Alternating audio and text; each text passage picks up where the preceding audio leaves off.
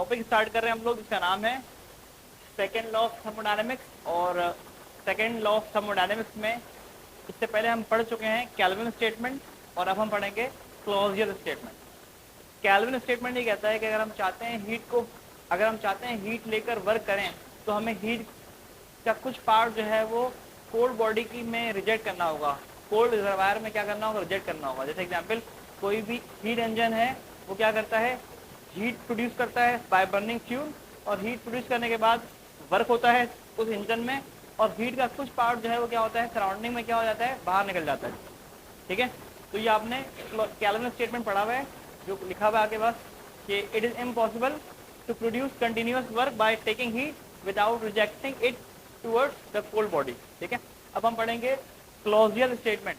क्लॉजियल statement ये कहता है कि अगर हम चाहते हैं हीट को फ्लो करवाना from cold body to hot body, तो हमें कंटिन्यूअस वर्क करना पड़ेगा। क्या करना पड़ेगा, कंटिन्यूअस वर्क करना पड़ेगा।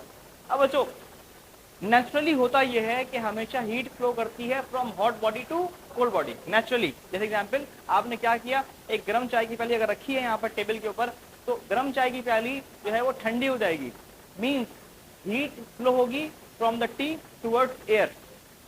तो हीट फ्लो होगी from hot body to cold body, ये नेचुरल प्रोसेस है। ठीक है, लेकिन क्लॉजियस कहता है अगर हम चाहते हैं इसका उल्टा होना, अगर हम चाहते हैं हीट फ्लो करे from cold body to hot body, तो हमें क्या करना होगा, वर्क करना पड़ेगा। इसकी एग्जांपल क्या है बच्चों, रेफ्रिजरेटर। रेफ्रिजरेटर यही करता है कि हीट को फ्लो करवाता है from cold body to hot body. Let's suppose मैं कहता हूँ एक रेफ्रिजरेटर है जो कि हमारा कोल्ड बॉडी है, और हमने उसमें एक पानी की बोतल रख दी है। पानी की बोतल गर्म थी, हमने रख दी उसमें, ताकि पानी की बोतल जो है वो क्या हो जाए, ठंडी हो जाए। तो आप जब रेफ्रिजरेटर में गर्म बोतल रखोगे, पानी की गर्म बोतल रखोगे, ठीक है, तो लेट्स सपोज 2 आवर्स के बाद आप अगर उसको निकालते हो उस रेफ्रिजरेटर में से, तो क्या हो जाएगा, वो पानी की बोतल क्या होगी, उसका टेम्परेचर डाउन हो जाएगा, वो जो होगी कोल्ड हो जाएगी। कैसे होगी, क्योंकि उस कोल्ड बॉडी से जो रेफ्रिजरेटर है उसमें से एनर्जी फ्लो होगी कहाँ पर, उस हॉट बॉडी में, उस बोतल में। ये उस वक्त होगा जब रेफ्रिजरेटर काम कर रहा हो, ऑन हो।